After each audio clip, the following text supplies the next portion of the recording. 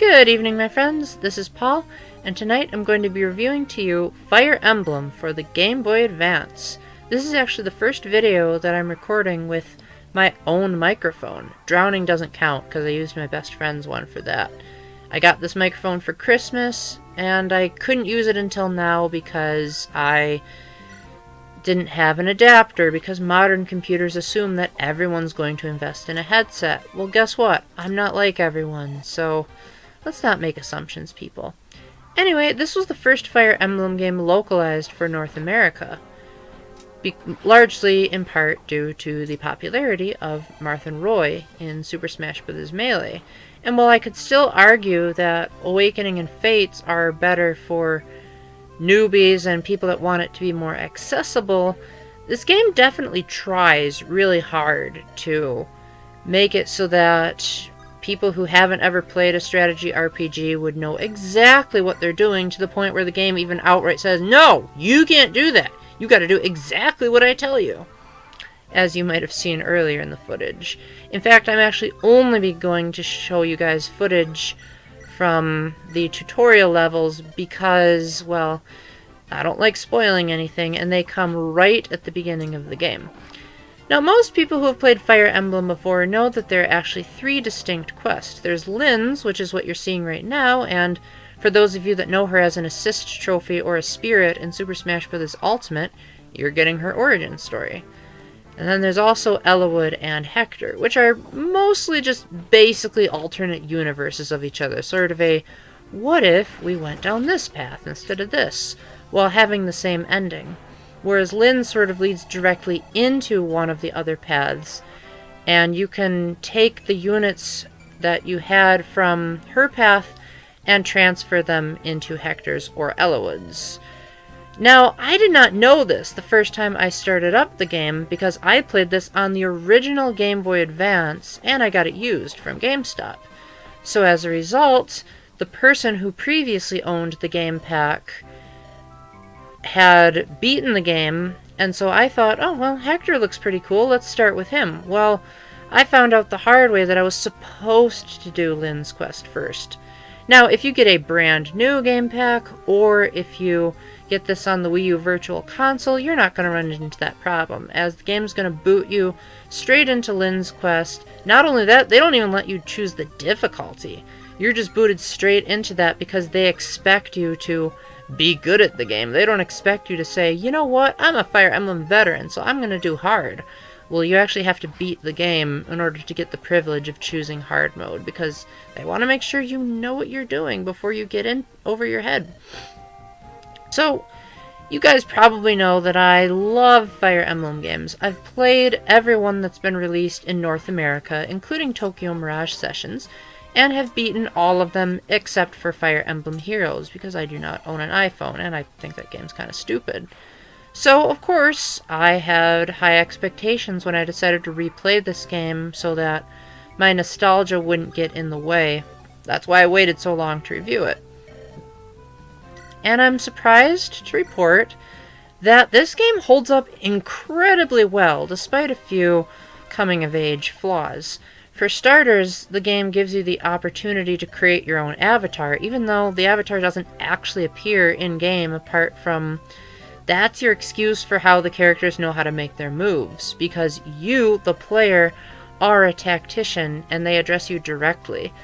This sort of feels a little bit of a cheesy way to hold your hand, as the game's characters will look straight into your eyes and will say, like, your name, because you get to choose a name, direct me to this spot, or, hey, I'd like to get to know more about you. And the reason why the character is silent is because it's supposed to be you.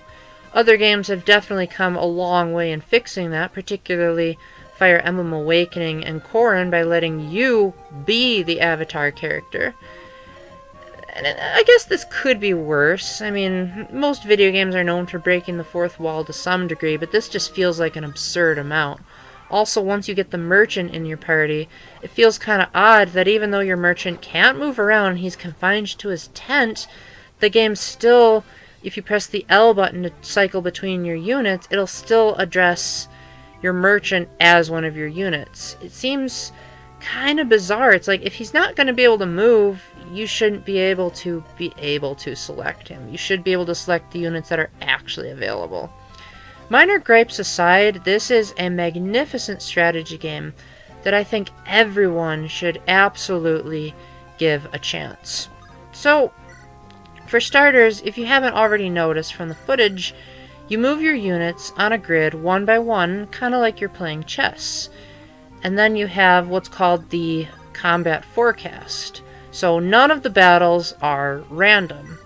You very clearly can see how much health your unit has, how much damage your attack will do, and how much attack it'll do in one turn, as well as how much critical percentage it'll have, as well as the percentage of whether you'll hit the enemy or not. So as a result, when you go into battle, you know how it's going to turn out. If you see that you only have a 1% chance of hitting the enemy, chances are you probably want to use a different weapon. Or you might also have to consider using terrain advantages. For instance, when you're in the forest, you're harder to hit, but it also slows down your movement. When it rains, then everyone's movement is going to be slowed down. And when it's foggy, it's going to be hard to see. These were the only levels in the game that I thought were truly appalling. This game generally has really well-designed levels that even put Fire Emblem Echoes to shame. That's not actually saying much. The maps in that game are pretty bland. But man, the game just drags way too unfairly when you get levels that involve either fog or darkness, because you are limited by your units' lines of sight, which vary from unit to unit, but the enemies don't have that problem. If you accidentally run into an enemy in the dark, the game will halt your unit's turn because they bumped into an unseen foe. But the enemies can actually attack you through the fog. Normally, they have just the same advantages as you. Their combat window is just the same as yours, so you feel like you're pretty much always on an even playing field. Unfortunately, that's not the case in those levels.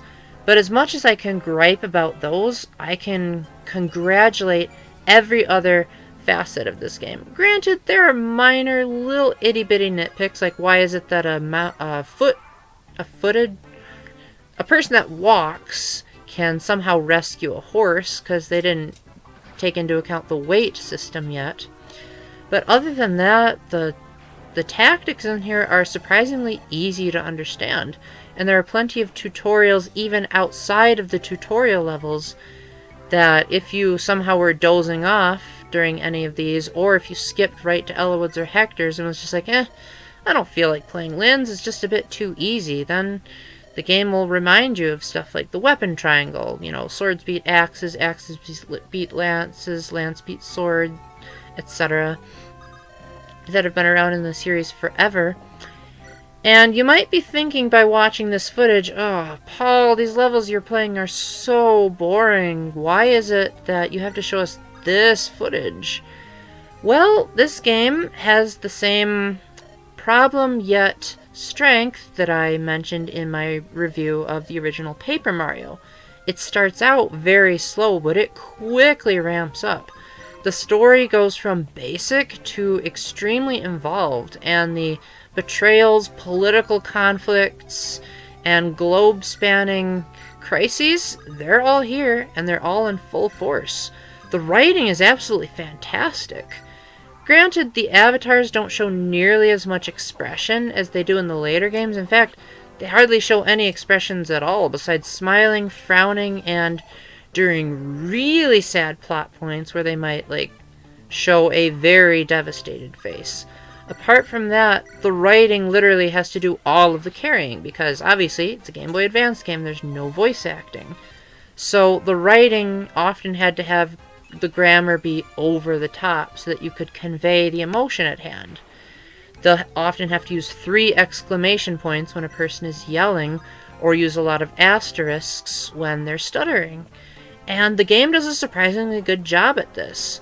There were many scenes that, even though they were pretty much just cardboard cutouts in front of a screen, you could totally envision in your head, yeah, I could see what this could look like if this were, say, a big screen experience or had cinematics with voice acting. I could see them giving this the Fire Emblem Echoes treatment, and it would be amazing, especially because these pixelated graphics don't necessarily age very well.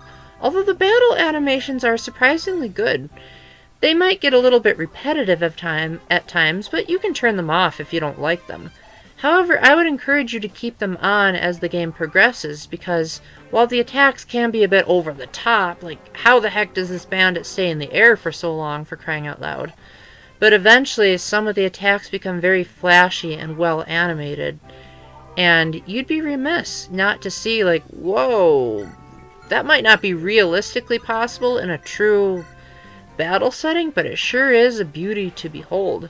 The music is something else as well. While it's obviously limited by the constraints of the Game Boy Advance hardware, this does the best that it can do, and as a result, ends up with a score that's nearly orchestral.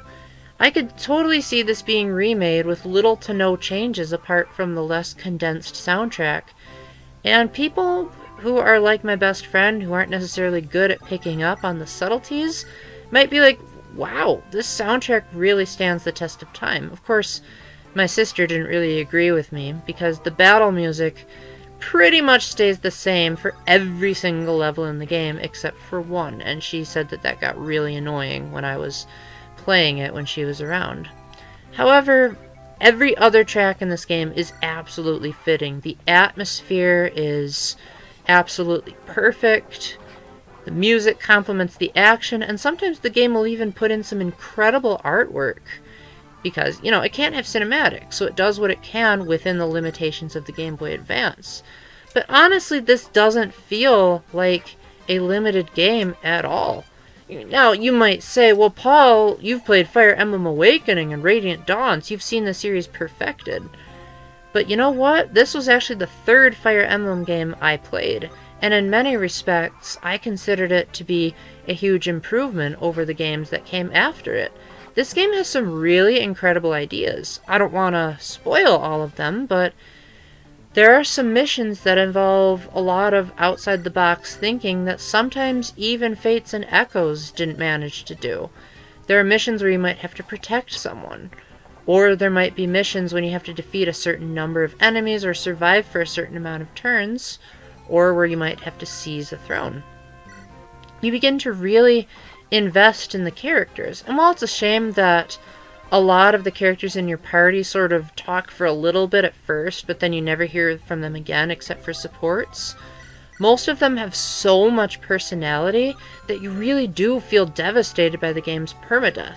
Now you can offset this with the Wii U Virtual Console's version because you can create a save point anywhere, but I highly recommend that you play this the way that it was intended, because then it makes you want to size up the battlefield more. You're going to be more cautious. You're not going to be as willing to make mistakes because the units aren't disposable. They're your friends. Especially when you get into support conversations. Granted, support conversations are incredibly frustrating. I only managed to activate 2 in the entirety of my playthrough, because it's just so counterintuitive who can be friends with who because of the limited character interactions. However, the same cannot be said about the main cast, as Ellawood, Hector, and Lynn all have fantastic chemistry with each other, and I would have to say that Hector is definitely among one of my favorite Fire Emblem main characters.